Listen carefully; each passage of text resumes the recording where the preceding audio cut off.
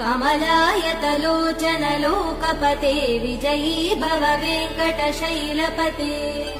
स चतुर्मुख षण्मुख पञ्चमुख प्रमुखाखिल दैवतमौलिमने शरणागत वत्सल सारनिधे परिपालय मां वृषशैलपते अतिवेलतया तव दुर्विषहैरनुवेल कृतप्रपराध सदैः हरितं त्वरितं वृषशैलपते परया कृपया परिपाहि हरे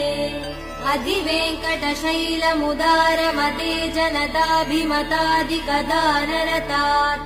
परदेवदया गदितान्निगमै कमलादयितान परं कलये कलवेणुरवावसगोपवधू शतकोटिवृतात् स्मरकोटिसमात्